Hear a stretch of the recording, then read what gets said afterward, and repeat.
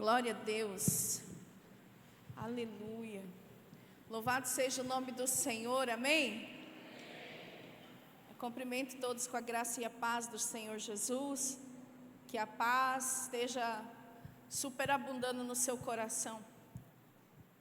Hoje eu quero falar com você sobre vença o desânimo, tenha bom ânimo.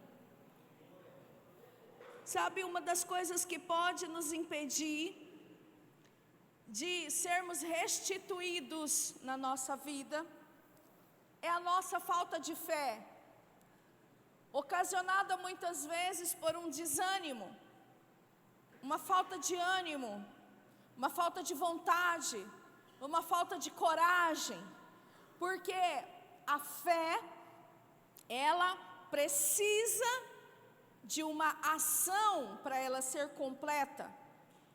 Muitas vezes nós dizemos assim: não, eu tenho fé, mas você não tem ação em direção àquilo que você diz crer. E o que está por trás disso pode chegar nas nossas vidas de uma maneira muito sutil, não tão explícito, mas pode chegar de uma forma muito mansa e tranquila, no nosso dia a dia mesmo, quando nós somos acometidos pelas dificuldades do nosso dia a dia, quando nós somos ali pegos, muitas vezes de surpresa, na teoria do urgente, e nós temos que correr e resolver problemas e resolver coisas que acontecem ao nosso redor, e nós não temos o controle dessas coisas. E ao viver assim, nós podemos entrar num desânimo. E num tempo de restituição, o desânimo, ele pode afetar a nossa fé. O desânimo é uma falta de coragem, é uma falta de vontade, é algo que começa a entrar na nossa vida, e se a gente não vigiar, toma conta de nós, e isso atrapalha, porque sem fé é impossível agradar a Deus. Nós estamos debaixo de uma promessa, que um tempo de restituição é chegado para nós, que Deus está nesse tempo já movendo as coisas ao nosso favor. Eu tenho sentido isso e visto isso já na minha vida. Muitos irmãos já têm me procurado e falado a esse respeito, que algo dentro deles está mudando, que coisas começaram a acontecer em suas vidas conjugais, em suas vidas no trabalho e até mesmo ministerial, porque um tempo de restituição ele é chegado. Então nós não podemos permitir que o desânimo venha nos abater. Sabe, quando está muito próximo da gente receber as coisas, e nós muitas vezes estamos tão desanimados que não temos nem a coragem de dizer: Senhor, eis-me aqui, eu estou aqui. Então é exatamente sobre isso que nós vamos falar hoje. Uma coisa muito simples que Jesus disse. João 16:33, está aí no primeiro slide. Falei essas coisas para que em mim vocês tenham paz. No mundo vocês passam por aflições, mas tenham coragem, tenham ânimo, eu venci o mundo. O contexto que Jesus fala isso aqui é justamente um contexto de desespero. Os discípulos estavam ali, Jesus estava falando a respeito da sua partida, e Jesus disse para eles assim: não fiquem desanimados, eu venci o mundo, vocês vão vencer. Havia muita incerteza no coração daqueles discípulos, mas Jesus fala: não fiquem desanimados, eu venci, vocês vencerão também. O desânimo pode atrapalhar nosso processo de restituição. A letra A, nosso dia a dia. É bem verdade, irmãos, que no nosso dia a dia, nos afazeres cotidianos, alguns ainda vivem na tensão do urgente, como eu estava falando agorinha. As coisas que vão aparecendo e você tem que dar conta delas. E nós acabamos nos cansando e desanimando. Por quê? Porque às vezes nós planejamos uma coisa e nós queremos andar dentro daquilo que nós planejamos, e acontece algo que foge do nosso controle, e nós não conseguimos cumprir com aquilo que nós planejamos. E às vezes isso acontece por um dia, por dois, às vezes acontece meses, e nós vamos ficando completamente desanimados. Letra B, gatilhos da nossa alma. Outra coisa que nos traz desânimo. Temos também os gatilhos da nossa alma, que muitas vezes vão sendo disparados, e também não percebemos, coisas que pelo meio da semana nos deixam completamente desanimados e até sem força. Sabe, é uma palavra que você recebe, que dispara um gatilho na sua emoção, e você fica para baixo. E você começa a pensar assim, não, é isso mesmo, eu não vou conseguir. Sabe, você começa a refletir sobre as coisas da sua vida, as situações passadas, e de repente você, sem querer, você se pega pensando no seu passado. E Deus já te deu uma palavra, que é um tempo de restituição. É um tempo que as coisas que você perdeu, aquilo que você não viveu, de melhor que o Senhor separou para você, é um tempo que essas coisas virão para a sua vida. Então Deus tem o melhor para os seus filhos, mas esses gatilhos, eles nos trazem um desânimo, e nós ficamos muito abatidos, muitas vezes. Muitas vezes você tem um gatilho emocional, não através de uma palavra, mas uma situação vivida. Você de repente se depara com uma determinada situação e algo dispara dentro de você, e você cai novamente para aquela situação de desânimo. A verdade é que não é fácil para ninguém. Todos temos que vencer o desânimo que quer roubar nosso processo de restituição. Diga assim, todos nós precisamos vencer o desânimo. E o Senhor Jesus, Ele diz que isso é possível, porque Ele venceu. Porque na verdade, uma obra já foi feita na cruz do Calvário. Quando Jesus disse assim, está consumado, tudo foi consumado, tudo foi completo, tudo foi perfeitamente executado por nós e pela criação. Então é preciso que eu e você venhamos a estar atentos para que o desânimo não roube o nosso processo de restituição. O primeiro ponto que nós vamos refletir um pouco. Vejamos um pouco das dificuldades que Jesus passou. Será que Ele teve motivos para desanimar? Porque Jesus foi quem disse, tenha bom ânimo, tenha coragem. Será que Jesus teve motivo para desanimar? Eu separei algumas coisas aí. Sabemos que Jesus teve que ser homem, saber lidar com essas coisas, desânimo, também em sua alma, em sua carne, e vencer todas elas. Penso que não foi fácil para ele ter que vencer o sono e a fome em seus longos períodos de oração e jejum. Sabe, quando nós decidimos que é um tempo de restituição, e nós vamos buscar mais ao Senhor, e nós queremos jejuar mais, orar mais, e aí vem um desânimo. Você precisa se lembrar que Jesus, Ele era um homem aqui na terra. Hoje Ele é um homem no céu. Mas aqui na terra Jesus era um homem como eu e como você. Você precisa se lembrar que Ele sentiu, sim, aflições em sua carne. Ele sentiu, sim, o peso de um jejum.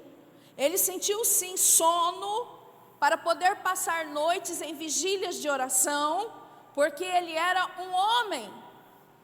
Então Jesus teve que vencer o desânimo quanto às suas práticas espirituais. E nós também precisamos vencer esse desânimo. Às vezes você recebeu essa palavra assim como eu. Tem poucos dias que nós entramos oficialmente nesse tempo de restituição.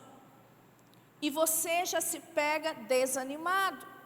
Porque afinal de contas a gente vem de um ano todo aí de lutas, não é? A gente vem de um ano de pelejas. E você muitas vezes pode ficar abatido por causa de coisas que está realmente sobrecarregado o seu corpo. Sono, sentir fome, cansaço, isso é normal. Isso é normal. Enquanto nós tivermos esse corpo, isso é normal. Então não adianta a gente pensar assim, não, eu vou ficar em casa descansando. Por incrível que pareça, nesse ambiente aqui, você recebe o renovo, ainda que você esteja cansado. Nesse ambiente você recebe um renovo, uma força. E essa força vem do Espírito de Deus. E você é renovado. Muitos entram aqui sentindo dores no corpo, dor de cabeça ou alguma coisa. E ao término da reunião, ninguém sente mais nada. O que aconteceu? Há um renovo, há um fluir da vida de Deus quando nós nos reunimos. Então, lutar contra o cansaço é algo que nós temos que lutar, vencer o desânimo. O segundo ponto, posso imaginar a tristeza que Jesus sentia ao ver a carnalidade e a criancice dos seus discípulos. Irmãos, às vezes você pensa assim, eu estou tão desanimado porque as pessoas que andam comigo, elas são tão crianças, né? Lá em casa é meu marido, é carnal, minha esposa vive numa carnalidade, não quer vida no Espírito, não quer a obra da cruz, e você vai se cansando disso tudo, e a vontade que você tem é falar assim, chega. Mas eu quero te lembrar que Jesus passava por tudo isso. Os discípulos dele eram imaturos, eram alguns precipitados, eram alguns mais ousados, abusados. E ele tinha que lidar com essa circunstância sem deixar abater-se pelo desânimo. É esse o nosso desafio.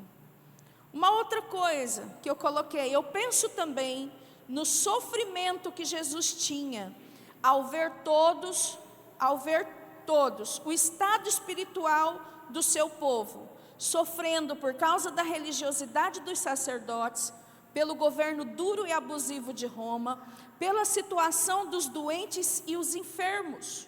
O outro ponto, ele sofria por causa do órfão e da viúva, ele sofria ao ver desigualdade social entre homens e mulheres.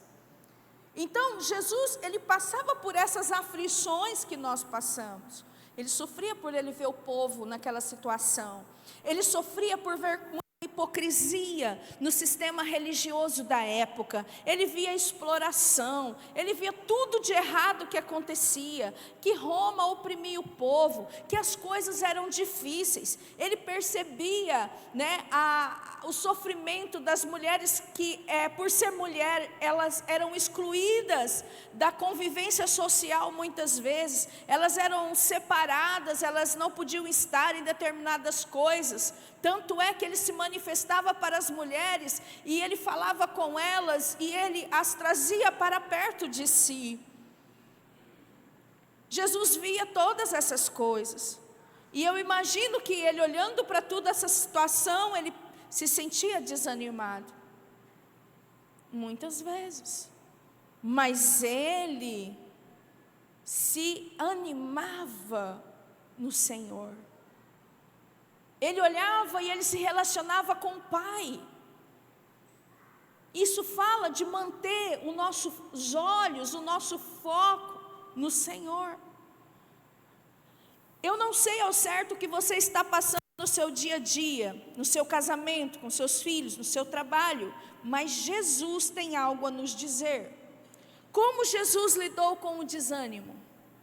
João 16, do 31 ao 33. Jesus respondeu: vocês creem agora? Eis que vem a hora e já chegou, em que vocês serão dispersos, cada um para a sua casa, e vocês me deixarão sozinho. Mas não estou sozinho, porque o Pai está comigo. Falei estas coisas para que em mim vocês tenham paz. No mundo, vocês passarão por aflições, mas tenham coragem, eu venci o mundo. Como que Jesus encarava a situação que ele iria passar? Ele está falando aqui para os discípulos: olha, está chegando a hora, vocês serão dispersos, cada um vai para a sua casa, vocês vão me largar sozinho, mas eu não estou sozinho, porque o Pai está comigo. Uma das formas de Jesus não se abater e não se deixar levar pelo desânimo era lembrar que Deus Pai era com ele. Você precisa se lembrar que o Senhor é com você. Nada nas circunstâncias eram favoráveis a Jesus. Nada. E ele era um homem como nós, sujeitos às mesmas tentações que nós, ao mesmo cansaço físico que nós sentimos, e ele não se deixava abater. Aqui ele estava dizendo para os discípulos: olha, eu vou para o Pai. E está chegando o momento disso acontecer, o contexto é esse. E muitas coisas vão fugir do controle, vocês vão me deixar, vão me abandonar. Cada um de vocês vai fugir para suas casas, mas eu não estou sozinho. A gente precisa lembrar dessa palavra, que nós não estamos sozinhos. Não seria nada fácil, eles iriam passar por provação, mas Jesus disse: eu não estou sozinho, eu venci o mundo. Tenham ânimo, tenham coragem, aleluia. E como que Jesus era, meus irmãos? Porque às vezes você fala assim: não, mas Jesus era Jesus. Ei, ele era homem. Nós não podemos anular isso. Ele sentia como nós, ele se cansava como nós. Ele chorava como nós, ele se alegrava como nós. Ele era um ser humano, 100%. E nós temos a tendência, infeliz tendência, de nos deixarmos levar pelas circunstâncias e ficarmos abatidos, desanimados. E no momento em que é para que a gente comece a desfrutar das bênçãos do Senhor, nós regredimos ao invés de avançarmos.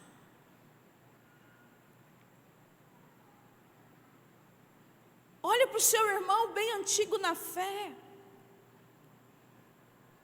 e pensa um pouco.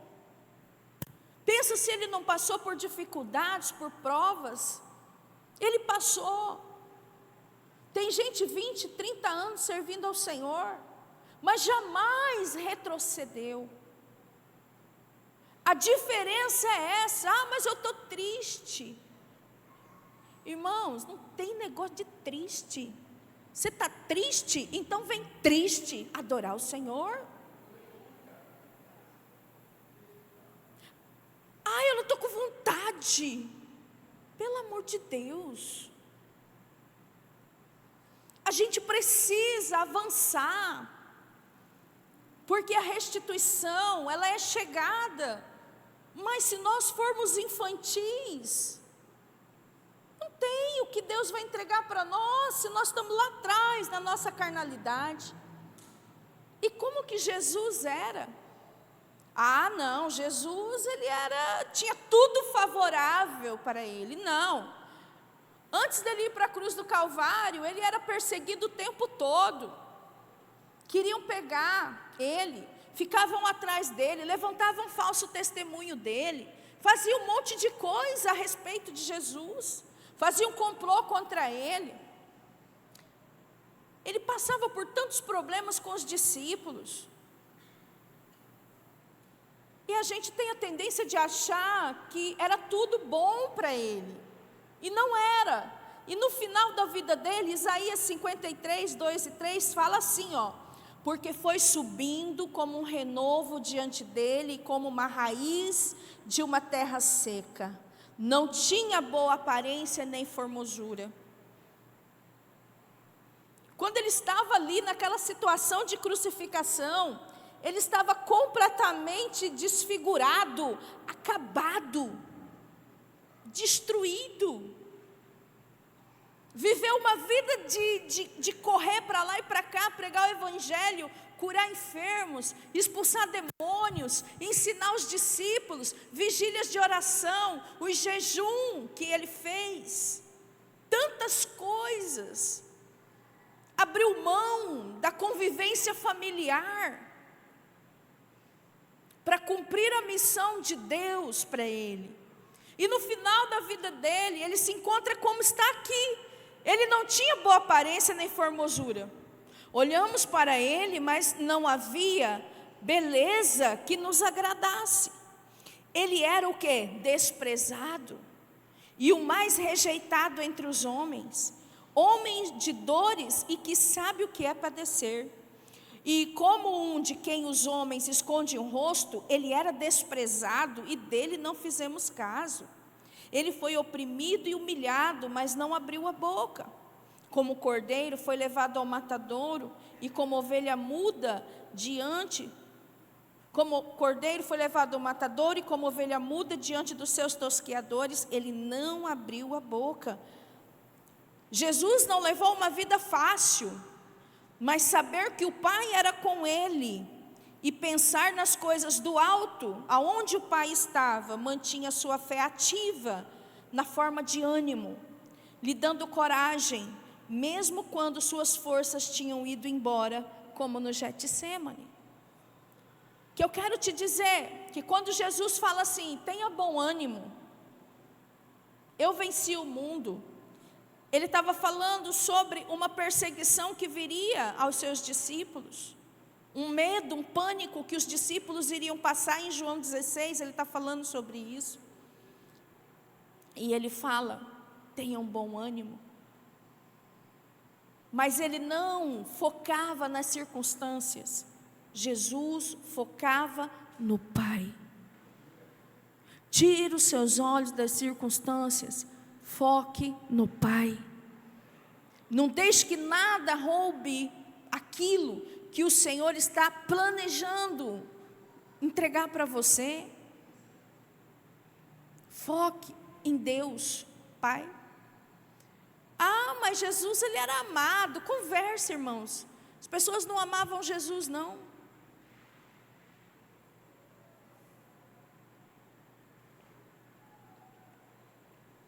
Porque muita gente está esperando ser amado. Está esperando ser aceito. Está esperando isso e aquilo outro. Jesus não era amado, queridos.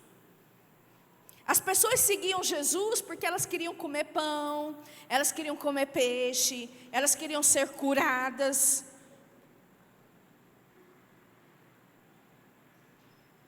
Ei, acorda.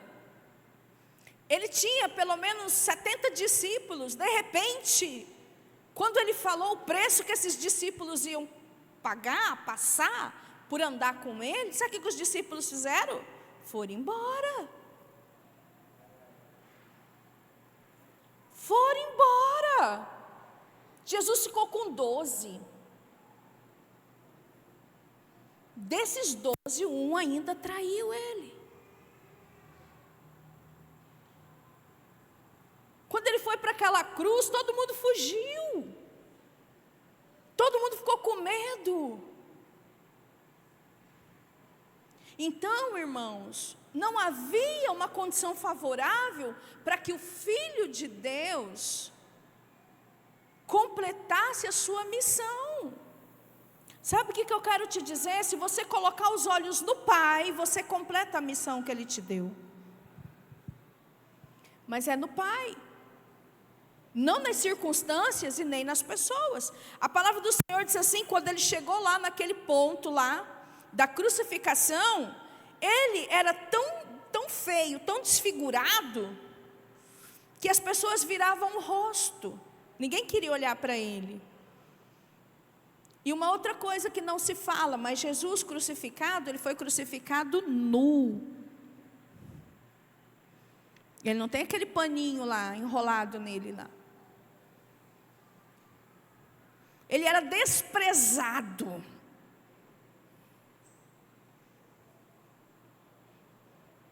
Se a gente não olhar para Jesus e entender que nós temos que ser semelhantes a Ele, tomarmos nossa cruz, parar de mimimi, de nhenhenhen, parar com esse negócio que, vou largar, não vou mais, não, porque ninguém gosta de mim.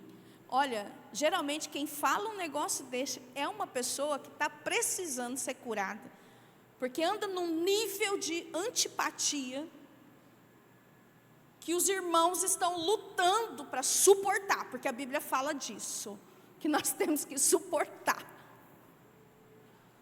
Então, para de olhar para os outros, olha para você, olha para o Senhor.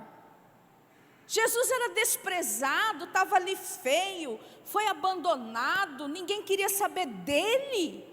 Versículo 7, ele foi oprimido e humilhado. Eu não vou, porque estão me humilhando. É como quem é vendedor, claro que não tão simples assim. Mas você pega aqueles sabonetes ali. Eu estava hoje dizendo na reunião dos ministros, meu irmão, o não você já tem. Pega o sabonete e leva, e oferece. O não você já tem. Por que se sentir humilhado com um não? Isso vai te diminuir? Não. Mas muitas pessoas são assim. Esse é um dos motivos pelos quais nem todos sabem vender as coisas. Porque se a pessoa falar não para o produto dele, ele interpreta que é para ele. Ele leva para o pessoal. E não é.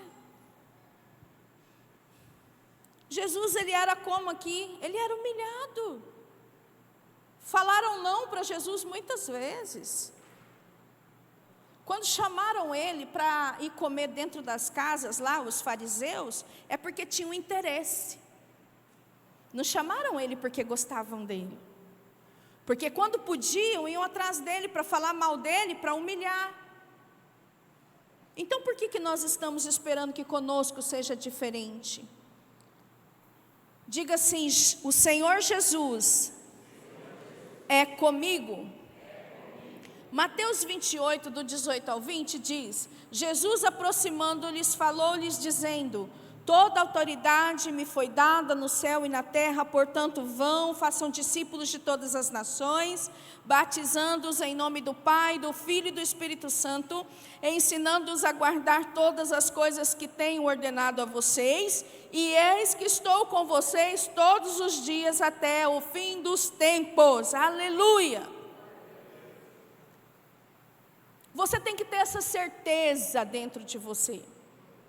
Assim como Jesus falou assim, eu estou passando aflição, vocês vão passar aflição, mas tenham bom ânimo, eu venci o mundo, eu não estou sozinho, o Pai está comigo, Jesus disse.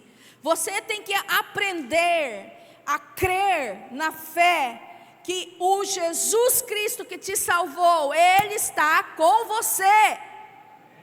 Quando você coloca isso em prática, você diz para você mesmo, a palavra que está escrito na Bíblia, que a fé vem pelo ouvir e o ouvir a palavra, você declara, eu não estou sozinho, Jesus disse que estaria comigo até a consumação dos séculos. Então você não está sozinho. Por que está desanimado? Não pode. Jesus me diz em que devo pensar e onde deve estar a minha esperança. Jesus pensava em quem? No Pai. Quando ele disse para os discípulos, eu não estou sozinho. O Pai está comigo. Aonde estavam os olhos de Jesus? No Pai. Jesus sabia que o Pai era com ele, então ele podia passar por tudo. Jesus mesmo disse que ele estaria conosco, então nós podemos passar por tudo com Jesus. E ele me diz ainda o que eu devo pensar e onde deve estar a minha esperança. Está em Colossenses capítulo 3, do 1 ao 4. Portanto, se vocês foram ressuscitados juntamente com Cristo, busquem as coisas lá do alto, onde Cristo vive, assentado à direita de Deus. Pensem nas coisas lá do alto e não nas que são aqui da terra. Tem muita gente focado nas coisas daqui da terra. Muito. E eles estão deixando de servir a Deus com todo o ser deles, porque eles estão focados nas coisas daqui da terra. Então não tem como. Você precisa escolher. Todos nós temos que escolher. E aí, o que acontece? Comece a valorizar mais as coisas da terra do que as coisas do alto. Esse é um problema muito grande. Mas o Senhor fala: pensem nas coisas lá do alto e não nas que são aqui da terra. Versículo 3: porque vocês morreram e a vida de vocês está oculta juntamente com Cristo em Deus. Quando Cristo, que é a vida de vocês, se manifestar, então vocês também serão manifestados com Ele em glória. Eu gosto desse versículo 3. Pense no 2, pense nas coisas do alto e não nas que são daqui da terra. O 3, porque vocês morreram e a vida de vocês está oculta, está escondida, juntamente com Cristo em Deus. Aí é o problema. Quem morreu? Às vezes a gente está muito vivo. Você não está morto.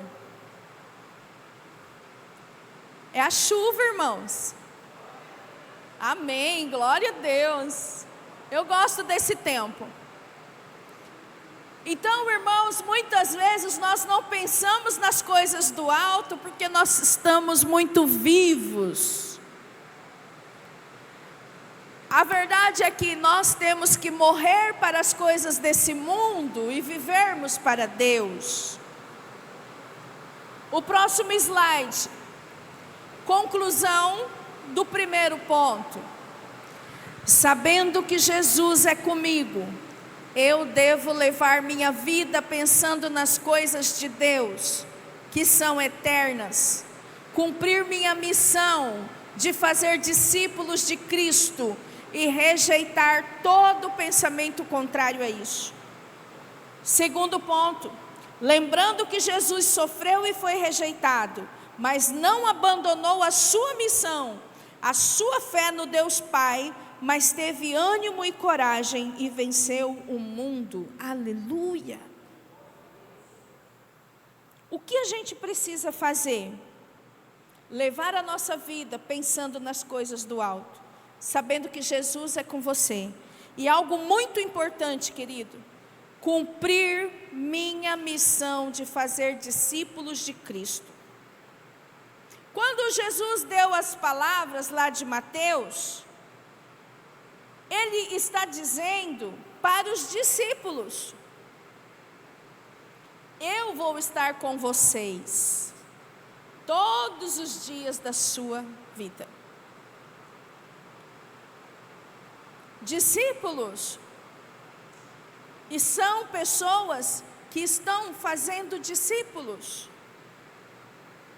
São pessoas que eles não frequentam apenas uma reunião, mas eles estão fazendo discípulos.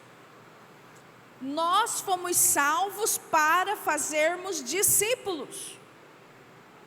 Quando o Espírito Santo veio, o avivamento veio em Pentecoste, veio sobre os discípulos. É tempo da gente entender o processo de restituição no qual nós estamos inseridos. Eu e você, nós fomos chamados para fazermos discípulos.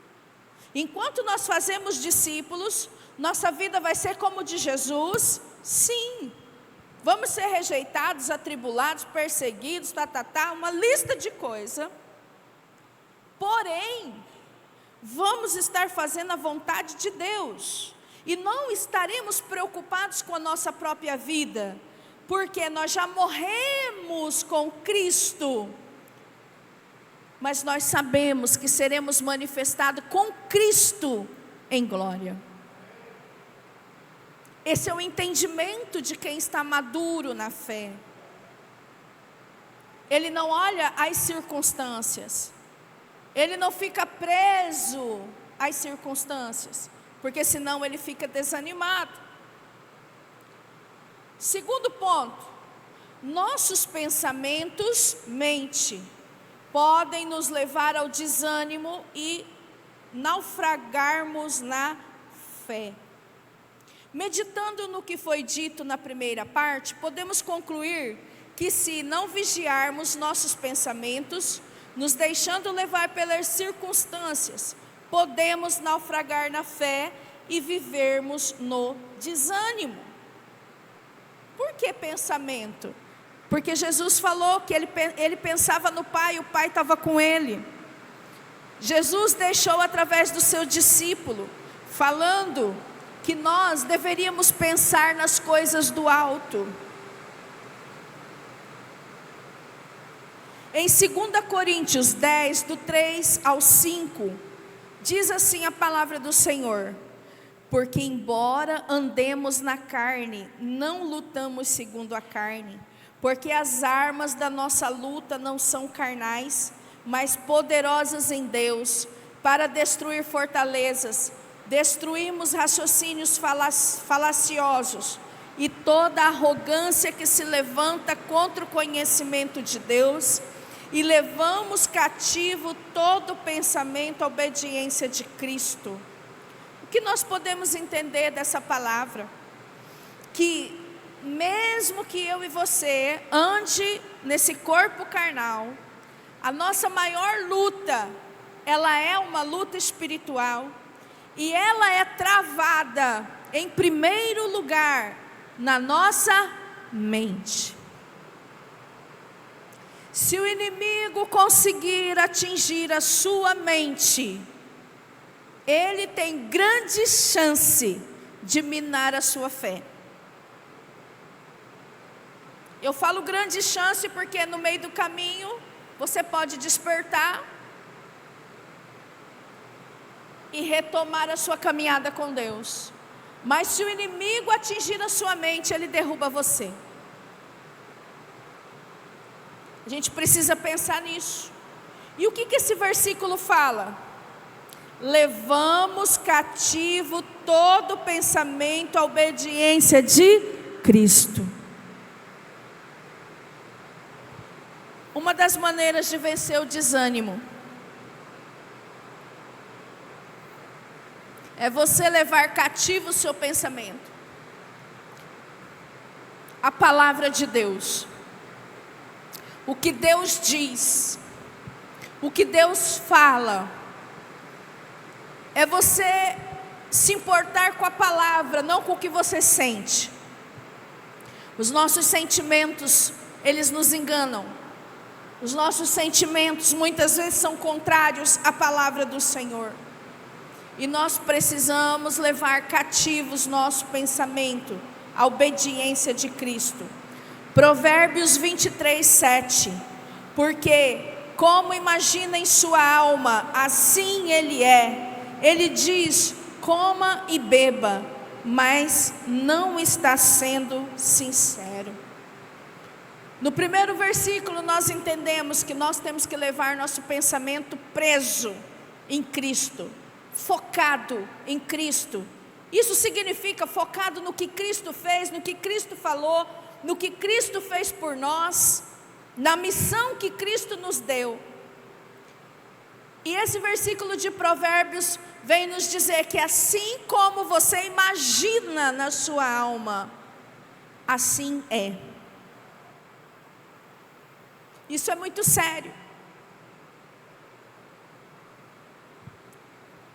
Como você imagina, assim é.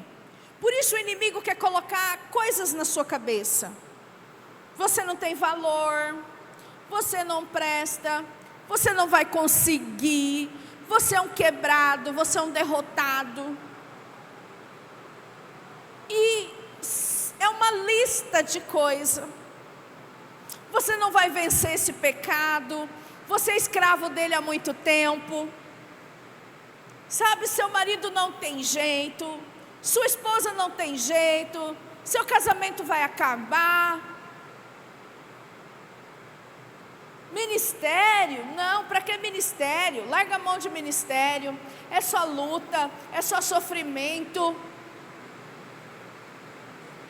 Você e eu precisamos amadurecer, levarmos o nosso pensamento cativo à obediência, fazermos aquilo que Jesus falou, entender que nós somos exatamente aquilo que Jesus disse que nós somos, entender que nós temos exatamente aquilo que Jesus disse que nós temos.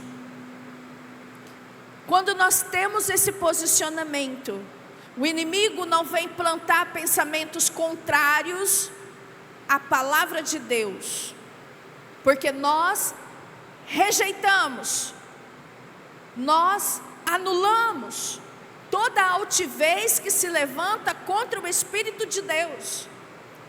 Tudo que vem na tua mente, que é contrário à palavra de Deus, tem que ser rejeitado. Primeiro ponto aí, então podemos viver aquilo que Deus preparou para nós, ou podemos viver aquilo que o inimigo quer.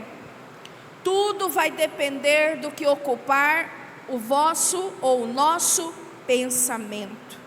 É justamente no campo da nossa mente onde a vitória ou a derrota acontece. Sabe aquelas coisas de ó céus, ó vida, ó destino, ó azar? Para! Não tem isso na Bíblia. Para que dizer essas coisas? Nós vamos ver aqui exemplo bem claro nessa passagem bíblica. Nós temos aqui em Números 13, do 31 ao 33. É o relato dos espias. 10 espias olharam para a terra e falaram mal da terra.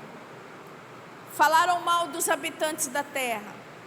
Viram somente o lado negativo da terra. Apenas 2 espias, apenas 2 pessoas que foram olhar a terra a mando de Moisés. Eles viram a terra com outros olhos.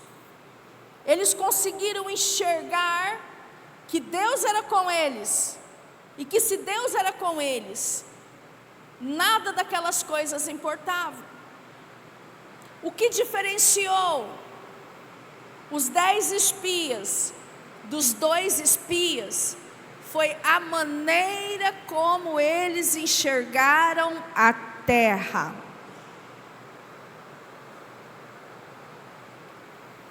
Números 13, 31, 33.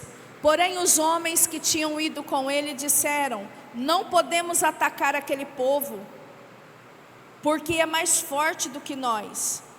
E diante dos filhos de Israel, falaram mal da terra que haviam espiado, dizendo: a terra pela qual passamos para espiar é terra que devora os seus moradores, e todo o povo que vimos nela são homens de grande estatura. Também vimos ali gigantes, os filhos de Anak, que são descendentes de gigante, e éramos aos nossos próprios olhos como gafanhotos, e assim também éramos aos olhos deles. Quem falou isso? Diga assim: foi a forma como eles enxergaram a terra. Deus não disse isso, irmãos. Isso é muito assim, é muito comum. Você observa uma situação, é por isso que é bom um grupo, né? Nós temos um presbitério ou um conselho aqui na igreja. E eu amo isso. Por quê? Porque são vários olhos, são vários pensamentos, são muitas perspectivas. E a palavra do Senhor diz assim que na multidão dos conselhos há sabedoria. E isso é muito bom. Porém, aqui não se trata disso. Aqui se trata de avaliar uma terra que Deus já havia dado.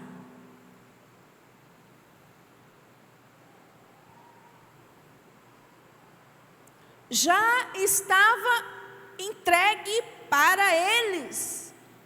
Eles só tinham que entrar e possuir a terra.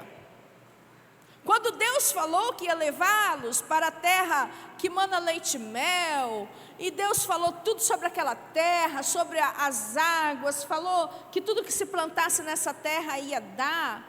Deus já sabia que ali tinham os gigantes, Deus já sabia de todas as dificuldades. Existe coisa que você vai buscar o conselho, mas tem coisa que você não precisa desse conselho, porque Deus já te deu. Como você enxerga aquilo que Deus te deu? Eu vou te dar um exemplo muito simples, que todo mundo entende. Como você enxerga o seu casamento? Não é uma questão de conselho, é uma questão de como você está vendo essa terra que Deus te deu.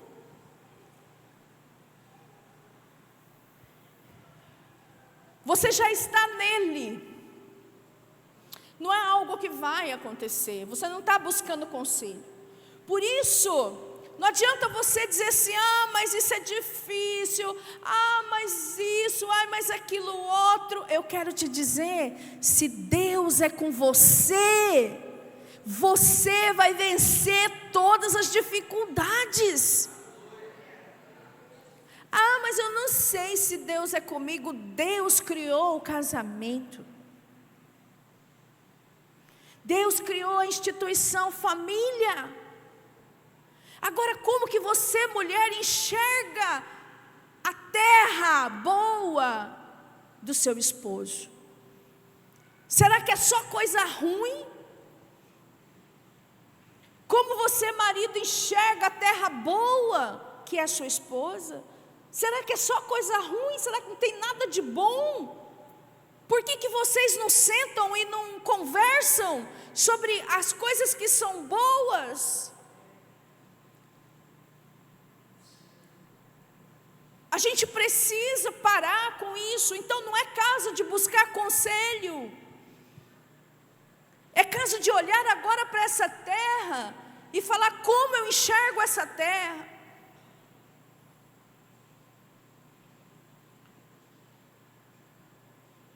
Podemos avançar nessa terra. Podemos sim vencer os gigantes nessa terra. O Senhor prometeu que estaria conosco. Nós podemos vencer as dificuldades. Está passando por um problema financeiro? Se una com seu esposo. Vamos buscar uma solução. Faça um planejamento, faça alguma coisa. Sabe, o problema é que a gente fala mal daquilo que Deus deu para nós. Isso dá desânimo, irmãos. Isso desanima seus filhos. Isso desanima as pessoas que estão ao seu redor. É tanta coisa. Tem algo de bom nesse cônjuge que está aí com você. As outras coisas, vamos avançar, vamos vencer, vamos crescer. Não, mas a gente não consegue sozinho, procura uma ajuda. Mas nunca pense em divórcio, não pense em largar, não pense em parar. Não faça isso, não joga fora a sua família. Quem já viveu só, como eu vivi, sabe o valor que tem uma família. Então, queridos, não fale mal daquilo que Deus te deu. Esses homens aqui falaram muita coisa que não era desse jeito. E ainda que fosse, com Deus eles poderiam vencer todos os gigantes. Com Deus você pode vencer todas as dificuldades. Agora, qual que é a sua atitude de vitimismo? Mimimi. Não pode, irmãos. O próximo slide, eu vou falar uma coisa, mas deixa para lá. No segundo caso, 2 espias tinham uma visão correta de Deus e de si mesmo. Eu coloquei de Deus porque eu entendo assim.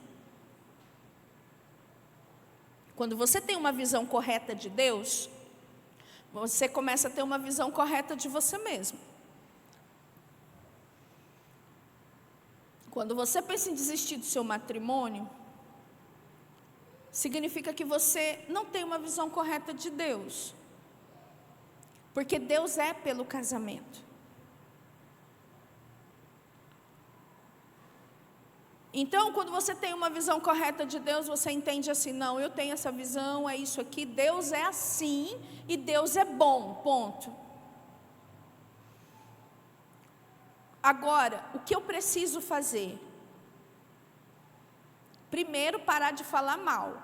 O que é o falar mal? Reclamar, ver só o lado ruim das coisas. Aqui, esses 2 espias aqui, eles foram diferentes. Números 14, do 5 ao 9, fala assim: Então Moisés e Arão caíram sobre o seu rosto diante da congregação dos filhos de Israel. Esse aqui é que a gente não tem tanto tempo para ler. Mas eles caíram porque quando os 10 espias falaram da terra, lá tem gigante, lá é difícil, lá não sei o que, bateu um desânimo no povo, e o povo começou a rasgar as vestes, começaram a chorar. Quantos filhos que estão aqui têm trauma, têm medo, até hoje, porque cresceu ouvindo dizer, eu vou largar do seu pai. Eu vou largar do seu pai. Dessa vez eu largo do seu pai. Bate um desânimo nas crianças. É sério isso que eu estou falando. E a gente vai para a vida adulta cheio de dificuldade. Porque eu vou embora dessa casa. Não fala essas coisas. A criança escuta isso e ela vai batendo um desânimo, um medo e um desespero. Que ela não sabe se ela vai chegar da escola e o pai dela vai estar lá. Ela não sabe se o pai dela vai voltar para casa. Vocês estão me entendendo? Então você fica falando coisas, vai bater desânimo.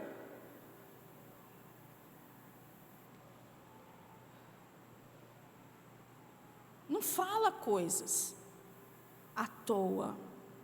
Você vai trazer um desânimo. Aqui os 10 espias trouxeram uma situação de desânimo sobre o povo. De incredulidade. Primeiro veio o desânimo, eles começaram a rasgar a roupa, começaram a chorar. E aí veio aquela incredulidade, nós vamos tudo morrer. E aí o que aconteceu com os líderes aqui? Moisés e Arão, versículo 5, caíram sobre o seu rosto diante da congregação dos filhos de Israel.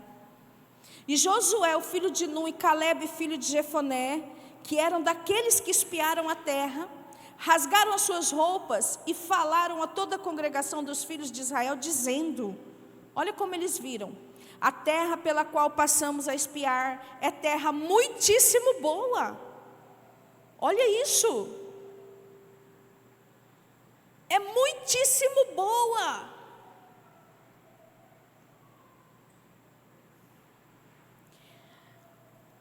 Se o Senhor se agradar de nós, então nos fará entrar e nos dará essa terra, que é uma terra que mana leite e mel.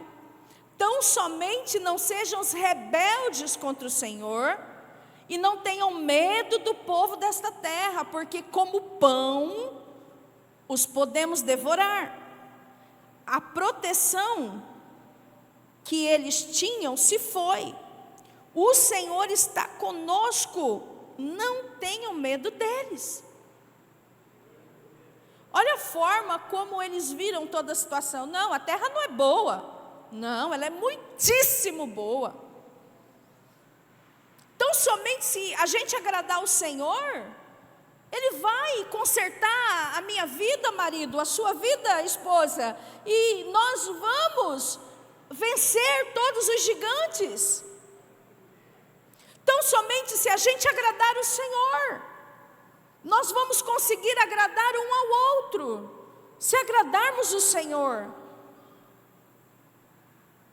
Então é necessário olhar para as coisas. Como você vê seu trabalho? Como você enxerga a sua igreja local? Como você enxerga o ministério que você serve? Deus está nos dando terras boas, mas o problema é que a gente olha de uma forma errada. Eu estava pensando, é como, às vezes eu estou ali adorando, e aí eu começo ou chorar, ou alguma coisa, e eu tiro o meu óculos. Quem usa óculos sabe. Quando tiro o óculos, tem um tempo assim que você vai, aí você adapta, né? E aí a coisa fica meio turva. Você consegue sobreviver sem o óculos ali, mas é estranho porque a visão ela fica turva, fica embaçada. E quando o Everton falou comigo hoje à tarde na reunião das 4, eu estava ali, eu estava sem óculos. Ele olhou para mim e falou alguma coisa. Eu sabia que ele estava falando, mas eu não estava discernindo o que ele estava falando. Então eu imagino que a gente precisa trocar também os óculos, né? Os filtros, para poder enxergar melhor, que às vezes a gente está cego. E eu vou falar uma coisa que pode te assustar, mas o inimigo quer que você fique assim, sabe por quê? Você fala mal do seu marido, você não dá valor nele, você só critica. A mulher adúltera lá fora vai fazer exatamente ao contrário. E você sabe, muitas vezes, eu estou falando isso, eu estou sentindo Deus falar. Muitas vezes o seu marido, ele esfriou com você, não é porque ele tem outra. É porque você só fala coisas negativas a respeito dele.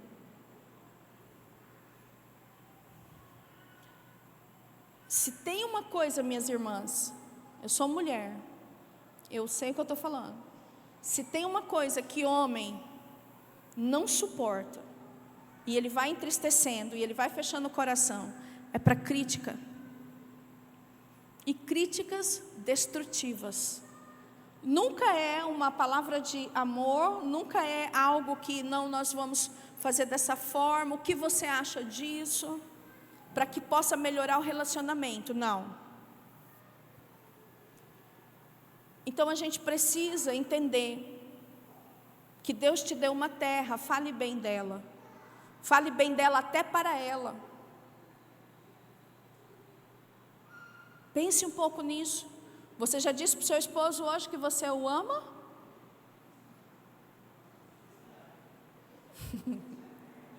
Você já disse para a sua esposa que você a ama? Lucilene fica animada lá. Tem que dizer. Você já disse para o seu cônjuge: como eu te acho lindo.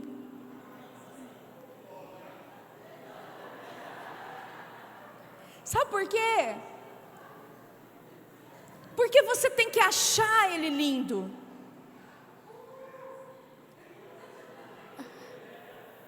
O seu marido é a coisa mais linda do mundo, irmã. A sua esposa é a coisa mais linda do mundo, cheirosa. Então a gente precisa olhar. Porque o que o inimigo quer é que seu marido entre dentro de casa e você comece. E aí, sabe o que vai acontecer? O relacionamento vai esfriar. Por quê? Está falando mal. Está falando mal. Isso só faz mal para vocês. Eu não sou muito de falar, mas tem outro defeito. O meu outro defeito é emburrar.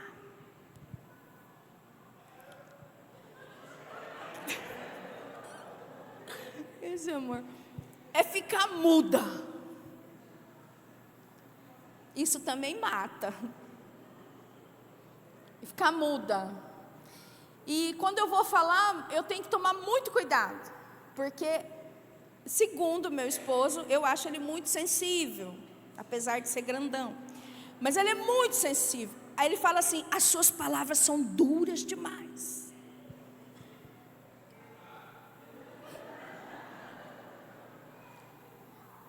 O que eu estou te dizendo é que não é fácil. Mas é possível avançar, tomar posse da terra, vencer o gigante e extrair as melhores frutas dessas terras que Deus nos dá. É cada cacho de uva grande, é cada coisa gostosa para você viver, para você desfrutar. Mas quando você olha e só fala mal, já era. Então, irmãos, tudo vai de como você está vendo. O que você vê afeta o ânimo. Se você olhar para as circunstâncias, o seu ânimo vai ser afetado. Você precisa olhar para Deus. O próximo slide fala: o inimigo das nossas almas sabe que se ele conseguir influenciar a nossa mente, ele pode nos derrubar. Por isso muitas pessoas nos dias de hoje pensam em suicidar-se. O inimigo usa pessoas, situações, etc., para fazer que nós venhamos a nos sentir fracos, insignificantes e incapazes de qualquer coisa. Por que as pessoas vão sendo levadas a isso? Porque Satanás enche a mente delas. Então elas pensam em suicídio, elas pensam em ir embora, elas pensam em morrer. Segundo ponto, existem setas que são lançadas nas nossas mentes, que não são pensamentos próprios, mas que são colocadas em nossas mentes e pensamentos que não são nossos pensamentos. Por exemplo, você que está aqui, você é um homem, você é uma mulher de Deus. Mas se você começa a viver um tempo só de reclamação, só de coisa ruim, e o seu relacionamento esfria com a sua esposa, o inimigo vai encher sua cabeça de adultério. Você é um homem de Deus, uma mulher de Deus, mas vai vir setas na sua mente de adultério. Como você é homem de Deus e você é uma mulher de Deus, você não vai ficar pensando em adultério. Mas devido às circunstâncias que você vive no seu ambiente, e as coisas não estão ali favoráveis, e o inimigo está vendo isso, ele vai encher a sua cabeça de setas de adultério. E você fica mal. Por quê? Porque você é homem de Deus e mulher de Deus. Por isso você não fica bem. Porque se você não fosse de Deus, está tudo certo. Você pensa o que quer, age como quer, mas quando você é homem e mulher de Deus, você começa a passar por cercos na mente, que são coisas terríveis, e você fala assim, meu Deus, mas fica atento, porque às vezes não são seus pensamentos, e a maioria não é. São pensamentos que o inimigo está colocando como setas, como flechas na sua mente. Porque ele está vendo que as coisas não estão boas. Eu coloquei setas de doença. O inimigo também faz isso. Setas de mania de perseguição. Ah, tá vendo lá, ó, fulano falou aquilo para mim. Ah, não te falei? Ela não gosta mesmo de mim. Ah lá, está me perseguindo. Nem tá nada. É facinho, irmãos. Eu converso com a pessoa, ela fala um pouquinho assim, eu já começo a analisar, falo, tá sem óculos. Tá vendo tudo torcido, tudo embaçado. Não tem aquela pessoa que interpreta tudo errado. Ela vê tudo errado. Ela pensa tudo errado. E sabe qual é o triste? Está escrito na última linha, nós caímos no vitimismo. Ninguém me ama, ninguém gosta de mim, não sei para que eu existo, não sei para que eu sirvo, mamamá, pipipi, popopó, e não percebe que tem tudo, mas não percebe. Não percebe. Então a gente tem que despertar, olhar para a terra e acreditar, para não cair no desânimo. O Senhor quer que você passe a viver a partir desse tempo, o melhor tempo da sua vida. Eu creio nisso para a minha vida. Eu vou viver o melhor tempo, vou passar a viver o melhor tempo da minha vida. Mas eu não posso, para viver esse tempo, cair no desânimo, porque o desânimo vai abalar a minha fé. O desânimo, ele e a fé, eles não andam juntos. Se anime. Eu posso controlar meus pensamentos. Diga assim, eu posso controlar meus pensamentos. Sim. Você pode rejeitar as setas. O inimigo coloca que você não tem valor, que você não sabe de nada, que você não consegue, que você não pode. Você vai dizer assim, eu tenho valor, porque Jesus Cristo, o Filho de Deus, morreu por mim. Eu tenho valor. O inimigo vai dizer assim, não, você não consegue, Deus diz, tudo posso naquele que me fortalece. Eu posso passar todas as circunstâncias, eu posso ter muito, eu posso ter pouco, mas eu posso passar por tudo com o meu Deus. O inimigo diz assim, não, eu não vou conseguir, porque eu não tenho condições financeiras. Diz a palavra do Senhor lá em Filipenses, o meu Deus, segundo a sua riqueza em glória, há de suprir em Cristo Jesus cada uma das nossas necessidades. Seu filho não vai passar falta das coisas. Sabe, de aceitar o que o inimigo fala. Isso que te dá desânimo. E a fé é a forma, quando Deus olha e Ele vê um homem e uma mulher de fé, Ele é galardoador daqueles que o buscam com fé. Por isso vem esse desânimo. Então não é coisa assim que o diabo vai aparecer para você de chifre, de rabo. um tridente na mão, com uma cara feia. Não, não, não. Mas ele vai trabalhar na sua mente para que você acredite que você não é capaz, para que você acredite que você não consegue, para que você acredite que o seu casamento não tem jeito, para que você acredite que seus filhos não vão prosperar, para que você acredite que seu ministério não vai avançar. É assim que ele age, porque se você acreditar nisso, vai ser como aqueles 10 espias. Mas se você acreditar como Josué e Caleb, você vai entrar, vai possuir a terra e vai ter a sua herança. Josué e Caleb, eles receberam a herança deles. 12 espias, 10 não acreditaram, apenas 2 acreditaram e eles receberam. Então você que tem que decidir, vence o desânimo, tenha bom ânimo, porque Deus é com você. Eu posso controlar os meus pensamentos? Pode sim. Todo pensamento contrário, você tem que expulsar da tua mente e levar cativo o teu pensamento à obediência de Cristo. Ponto. Eu não posso controlar as circunstâncias ao meu redor.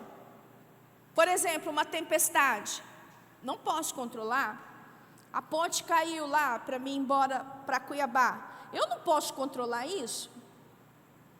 Tem coisas que você não pode controlar. Eu não posso controlar o que as pessoas pensam ao meu respeito. Isso é importante eu te dizer, porque muitas vezes você fica tão preocupado com os outros que você não avança, porque você está preocupado com os outros. Você precisa entender que você não tem como controlar o que as pessoas pensam ao seu respeito. Mas eu posso controlar o que eu penso ao meu respeito. Eu posso controlar o que eu acredito, eu posso controlar o que eu quero para a minha vida. E que nessa noite você saia daqui entendendo isso. Eu escrevi aí, eu não consigo controlar as pessoas, as situações e etc. Mas eu posso controlar que tipo de pensamentos vão ficar na minha mente. Próximo slide, Filipenses 4:8. Finalmente, irmãos, tudo que é verdadeiro, tudo que é respeitável, tudo que é justo, tudo que é puro, tudo que é amável, tudo que é de boa fama, se alguma virtude há e se há algum louvor existe, seja isso que ocupe o pensamento de vocês. Simples assim. Então, tudo que é bom, tudo que é amável, é isso que deve ficar na nossa mente.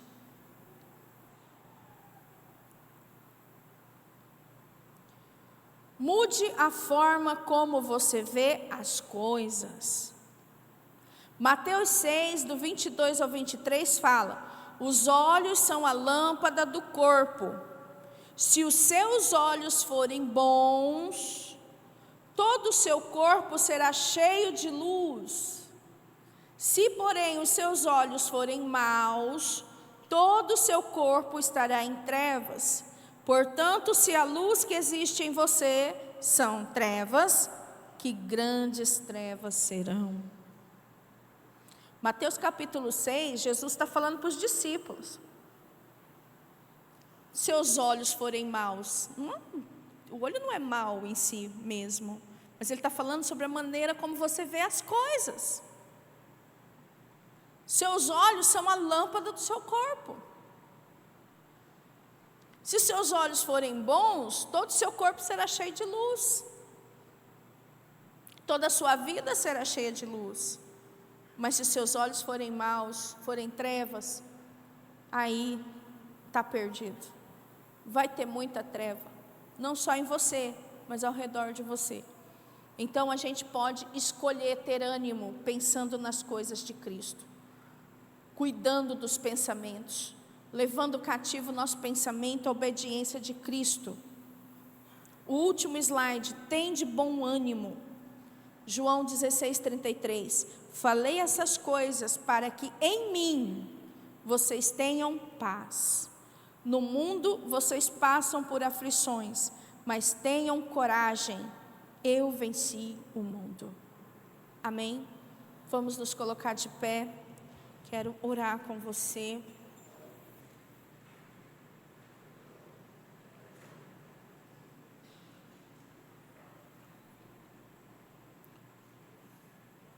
Abaixe sua cabeça. O Senhor falou muitas coisas com você, eu sei. Assim como falou muito comigo e fala. E todos nós, quando somos expostos à palavra do Senhor, nós devemos aplicar essa palavra à nossa vida. Nós devemos permitir que essa palavra transforme o nosso ser. E nessa noite em especial, no nome de Jesus, eu oro, Senhor, pelos casamentos aqui. Eu oro, Senhor, pelos relacionamentos. Senhor, o Senhor criou um homem e uma mulher. E o Senhor os abençoou. E disse para eles: sede fecundos, multiplicai e enchei a terra. E tudo que o Senhor faz é bom. Tudo que o Senhor faz é perfeito. Então, Senhor, se está tendo problemas e imperfeições estão aparecendo no decorrer do caminho, é consequência do pecado. É consequência do orgulho, é consequência da rebeldia. E isso, Senhor, tem trazido desânimo a muitos casais.